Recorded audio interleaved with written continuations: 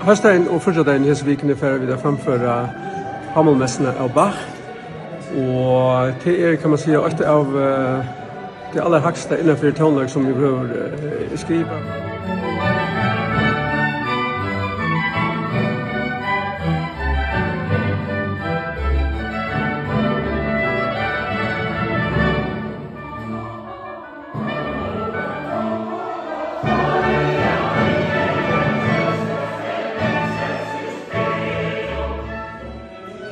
Jeg gleder meg nekk til å framføre det stikket, høstdagen og fyrtjadagen, etter en ordensavbjørg, etter makta, nekk av mest avbjørg det stikket, jeg vil vite til å sunne nekrande.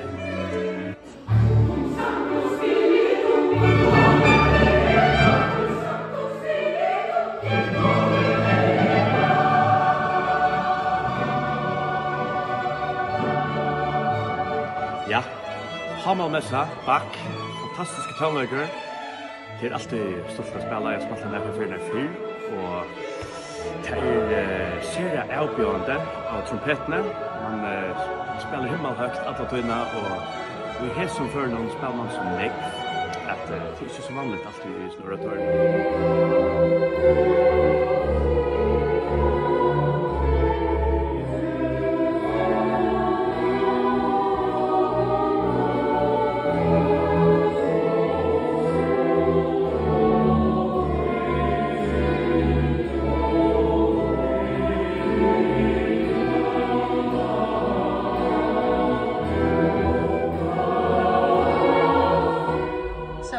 I'm so happy to be back here in the Faroe Islands to work with my great friends in Hanna Korrith and Leif Hansen.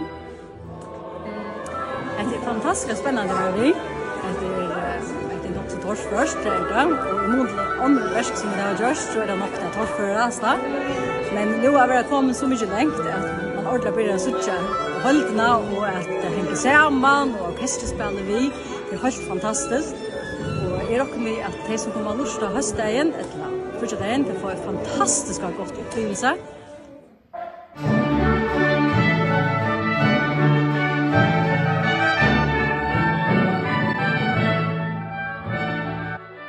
Góðan daginn, góðan dag. Jeg ætla að reyna að tosa først. Jeg gleder mig mikið að syngja Havmolmessuna eftir Bach. Det er et fantastiskt